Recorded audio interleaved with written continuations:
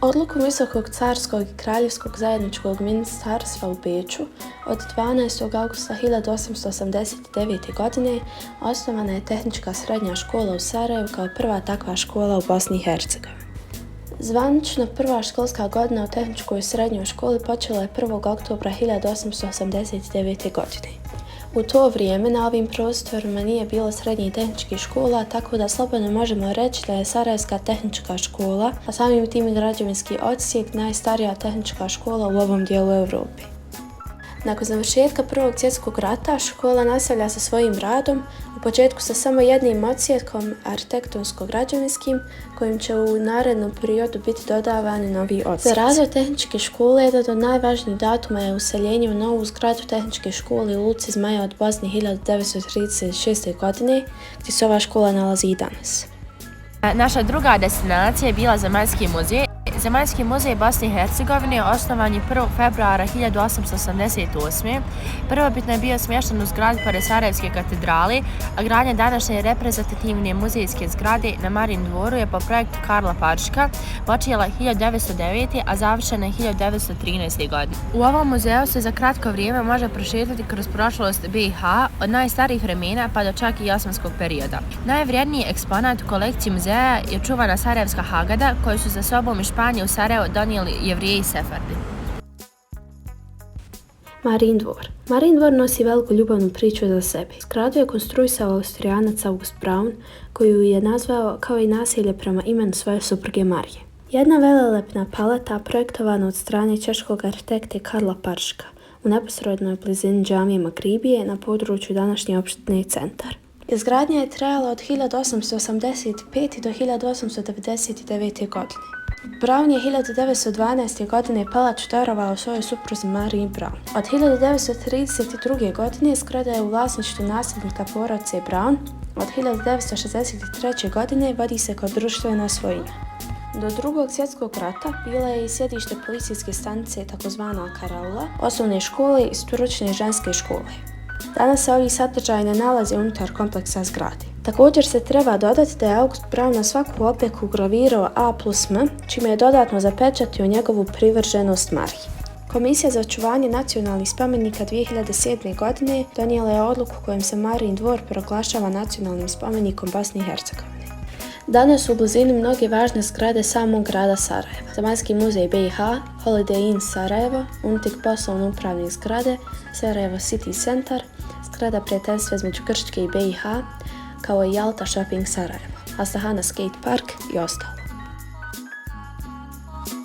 Među najljepšim stambenim zgradama u BiH je Gospićcina kuća u centru Sarajeva. Ne zna se ko je i za koga izgradio ovo zdanje. Oronula građevina sa početka 19. vijeka čuva brojne tajne i svojom raskošnom ljepotom i danas raspiruje maštu radoznalih prolaznika. Prema gradskim predanjima, u austrougarsko doba u kući je živjela lijepa djevojka slobodnijih svjetonazora, koju su ugledne Sarajlije kasnu noć posjećivale. Prema drugoj legendi, u ovoj kući je smještena radnja Romana Gospićca, našeg književnika i dobitnika Nobelove nagrade Ivija Andrića. Akademija likovnih umjetnosti, izgrađena da bude evangelistička crkva, smatra se jednom od najljepših zgrada u Sarajevu. Nakon austrougarske okupacije BiH 1878. godine, broj evangelista u Sarajevu se znatno povećao, pa se javila potreba za izgradnjom prve evangelističke crkve. Glavni pokretač izgradnje bio je Austrijanac Filip Balif, dok je projektovanje povjereno jednom od najpoznatijih sarajevskih arhitekata Karlu Paršku. Crkva je otvorena 19. novembra 1899. godine. Po završetku Prvog svjetskog rata, najveći dio evangelista napustio je Sarajevo skupa sa austrougarskom vojskom, pa crkva je izgubila svoju funkciju. Krajem 70. godina Vlado Nagel, jedan od posljednjih sarajevskih evangelista, propisao je imovinu evangelističke crkve gradskim vlastima, koje su 1981. godine u renoviranu i adaptiranu zgradu smjestile Akademiju likovnih umjetnosti.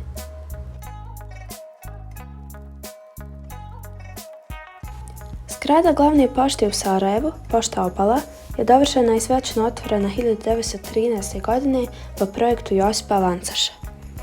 Tada je opremljena savremenim instalacijama, centralno grijanje sa toplim zrakom i povezana željeznicom koja je ulazila u samu zgradu. Naglasak pročelja i osovine objekta, gradacija volumena i drugi elementi podsjećaju na poštansku štedionicu Ota Wagnera u Beču. Na ulazu su stubovi, kod Wagnera nosivi i dekorativni, kod Vancaša samo dekorativni. Nose goluba kao simbol pošte. Naročito u interijeru, Vancaš podliježe dekorativnom shvatanju novih arhitektonskih kretanja koje je dominantno u razvoju secesijske arhitekture u BiH. Centralni prostor šalter sale je pokriven rešetkastom željeznom konstrukcijom sa staklenim pokrovom. Cilj je bio prirodno osvjetljenje prostora. Objekat je u potpunosti izgorio 2. maja 1992. godine, a adaptaciju i rekonstrukciju radio je Ferhat Molabegović do 2001. godine.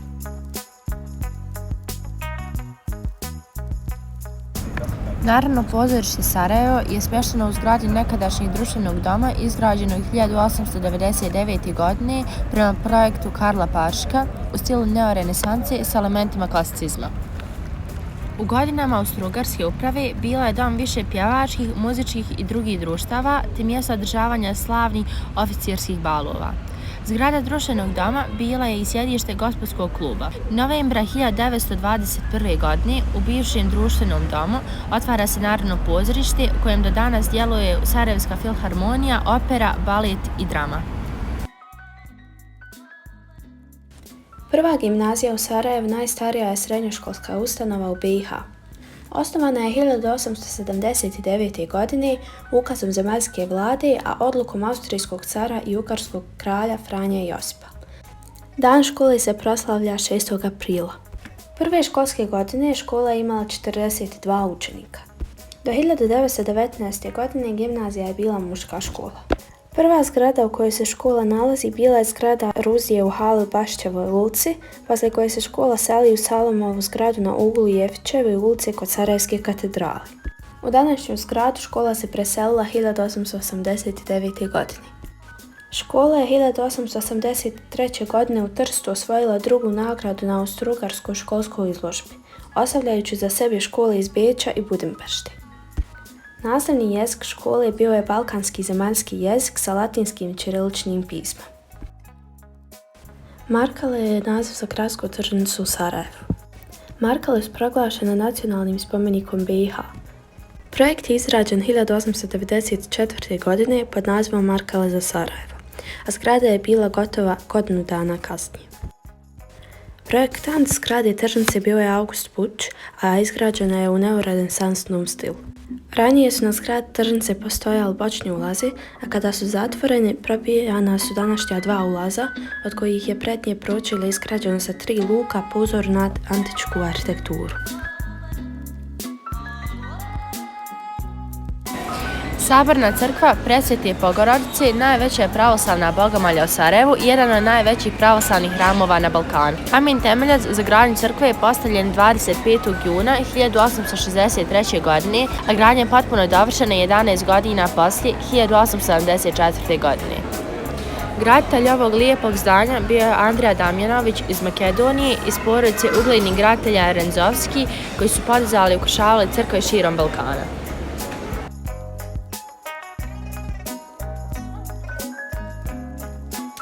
Katedrala Srca Isusova stolna je crkva Vrhobosanske nadbiskupije, sagrađena 1889. godine u neogotičkom stilu.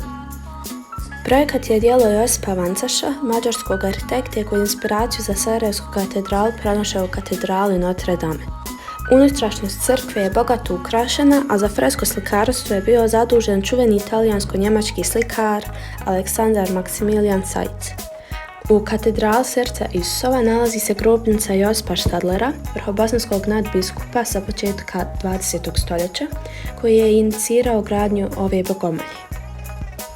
Ispred ulaza u katedralu postavljen je spomenik papi Ivanu II, koji je 1997. godine posjetio Sarajevo i iz glavnog grada BiH netom po završetka rata poslao poruku mira i tolerancije. Sinagoga Jevrija Aškenaza, koji su u Sarajevo u većem broju stigli nakon austro-ugarske okupacije BiH, izgrađena je 1902. godine. Hram koji se nalazi na lijevoj obali Miljacke između mostova Drvenije i Čumurija projektovao je čuveni arhitekta Karlo Parška. Bio je to prvi vjerski objekt koji se u Sarajevu izgrađen u pseudomaurskom stilu. Smatra se da je Sarajevsku sinagogu, tada treću po veličini u Europi, Peržik projektovao po uzoru na templ u Budimpešti. Nakon Drugog svjetskog rata i velikog stradanja sarajevskih Jevrija Aškenaška, sinagoga je ostala jedini aktivni jevrejski hram u Sarajevu. Na današnjoj lokaciji pivara se nalazi od 1881. godine, a izgrađena je na izvoru vode koja se crpi sa 300 metara dubine. Sarajevska pivara jedina je pivara u BiH koja posjeduje vlastiti izvor vode. Godine 1907. pivara je postala najveća u Austro-Ugarskom carstvu, a već 1898. godišnje proizvodila 45.000 hektolitara. Zgrada Sarajevske pivare jedna je od najatraktivnijih građevina u Sarajevu sa arhitektonskim stilom koji je mješavina orijentalne i klasične europske arhitekture. U sklopu Sarajevske pivare nalazi se muzej pivarstva, jedini takve vrste u BiH. Muzejska postavka je podijeljena na različita razdoblja: Osmanlijsko carstvo i Austro-Ugarska monarhija, svjetski ratovi, socijalistički period i period nakon rata u BiH. Originalna crkva Svetog Ante Padavanskog sagrađena 1882. godine. U to vrijeme bila je to jedina katolička bogomolja u Sarajevu, koju je sve do završetka gradnje katedrale Srca Isusova 1889. godine stolovao i sarajevski nadbiskup Josip Štadler. Kako je bila napravljena od lošeg materijala, već 10 godina nakon što je izgrađena crkva je bila u ruševnom stanju, pa je na istom mjestu napravljena nova crkva koju je projektovao Josip Vancoš i koja je blagoslovljena 20. septembra 1914. godine. Zgrada željezničke stanice Bistrik izgrađena je nakon što su austro-ugarske vlasti 1882. godine željeznicom uvele Sarajevo sa Slavonskim Brodom i Budimpeštom. Tada se stvorila potreba da se sa Sarajevom povežu istočni dijelov BiH gdje su uz granicu sa Srbijom bili stacionirani vojni garnizoni. Tako je stvorena ideja o izgradnji takozvane istočne pruge prema Višegradu, odakle se preko Šarganske osmice moglo putovati dalje za Beograd, Sofiju, Solun i Istanbul. Puštanje pruge u promet 1906. godine ozvaničeno je i otvorenjem zgrade željezničke stanice na Bistriku. Zgrada je bila tipiziran objekt, djelo arhitekta koje je plaćala država, potpuno jednaka staničnoj zgradi na Palma. Nakon što je posljednji voz, popularni Čiro, ispraćen sa stanice početkom augusta 1978. godine, zgrada je poslužila kao stambeni prostor u kojem se i danas obitava. Da smo kod željezničke stanice Bistrik, molim vas malo da te pogled iza mene. Na uglu ulice Apelovke i Franje Josipa, danas obala Kulna Bana i Zeleni Beretki, 28. juna 1914. godine Gavrilo Princip, sarajevski gimnazijalac i član tajne organizacije Mlada Bosna, koji je kontrolirao tajno udruženje Crna ruka, izvršio atentat na austro-ugarskog prijestolnika na vojvodu Franju Ferdinanda, njegovu suprugu Sofiju. Za ovaj atentat austro-ugarska monarhija je smatrala Srbiju neposredno odgovornom, te je 23. jula uputila ultimatum, a ubrzo je objavila rat. Nakon toga je počeo Prvi svjetski rat. Austro-ugarska vlada je na Latinskoj ćupriji preko puta mjesta atentata poslao monumentalan spomenik Franji Ferdinandu i Sofiji Hohenberg. Spomenik je uklonjen nakon stvaranja nove države Kraljevina Srba, Hrvata i Slovenaca, a kasnije otvoren muzej sarajevskog atentata ispred kojeg su utisnute stope atentatora Principa. Nakon završetka posljednjeg rata postavka muzeja je obnovljena, a muzej preimenovan u Muzej Sarajeva 1878-1918. Muzej predstavlja historijat austro-ugarske vladavine na ovom području od dolaska austro-ugarskih trupa preko nove uprave, promjena u kulturi stanovanja i življenja do novih zanata, privrede, arhitekture, razvoja nauke i umjetnosti. Despića kuću, čiji je najstariji dio izgrađen još u 17. stoljeću, poklonio je grad Sarajev krajem 60. godina prošlog stoljeća Pero Despić. Despići, koji su veliko bogatstvo stekli kao zanatliji i trgovci, predstavljali su elitu Sarajeva krajem 19. i početkom 20. stoljeća. U primaćoj sobi Despića kuće organizirane su i izvođene prve pozorište predstave, pa se ovaj objekat smatra pretečom savremenog pozorišta u Sarajevu. U kući se nalaze mnogi zanimljivi eksponati koji su pripadali članovima porodice, među kojima su i testament najpoznatijeg i najutjecajnijeg Despića, Hadži Makse, te klavir njegove snahe Austrijanke Wilhelmine, Mine Despić, proizveden u porodičnoj manufakturi Neubauer u Beču. Kao dio stalne postavke u Despića kući je postavljena izložba Heroj Walter o Vladimiru Periću Walteru, vođi pokreta otpora nacističkoj okupaciji Sarajeva. Izložba prikazuje njegove lične predmete te Sarajevo i okolinu u vrijeme trajanja Drugog svjetskog rata. Porodica Despić je pored Despića kuće gradu Sarajevo poklonila i kuću u kojoj se danas nalazi Muzej književnosti i pozorišne umjetnosti BiH.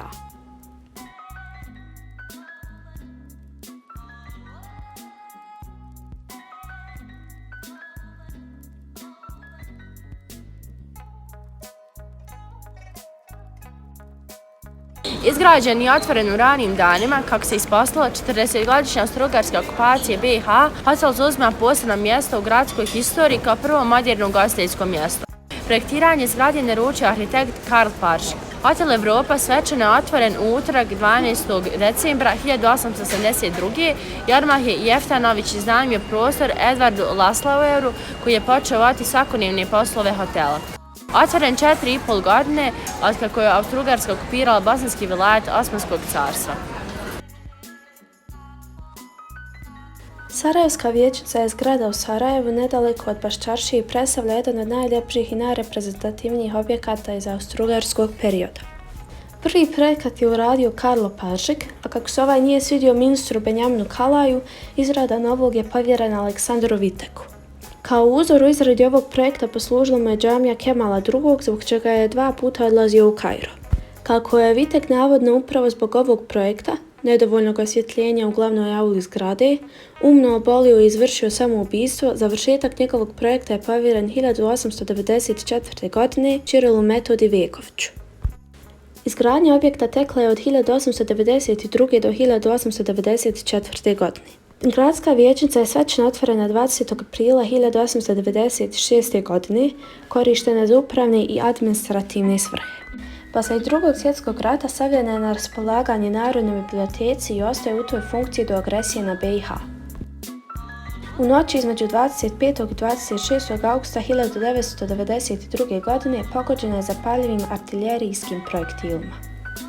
Požar neopravdano uništava vijećnicu zajedno sa ogromnim bibliotečnim fondom Nacionalne univerzitetske biblioteke od oko 2 miliona jedinica. Obnova gradske vijećnice počinje 1996. i traje sve do 2014. godine, a kompletna rekonstrukcija je urađena po originalnoj dokumentaciji. Rekonstruisana vijećnica je svečano otvorena 9. maja 2014. godine na Dan Evrope i Dan pobjede nad fašizmom. Danas se koristi u svečanim prilikama na državnom i gradskom nivou za promociju događaja iz kulture, umjetnosti i privrede, u stalno i povremene muzejske postavke, redovne sjednice gradskog vijeća i čini se da je raznolikost upotrebe veća nego ikad ranije.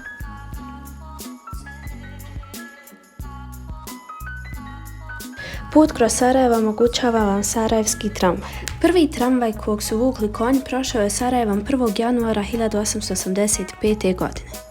Jednosmjerna trasa je bila duga 3,1 km, a pruga je počinjala od današnjeg ekonomskog fakulteta, pružala se Ferhadijom i dalje glavnom gradskom ulicom preko Marin dvora i završavala na uzavnoj željezničkoj stanici.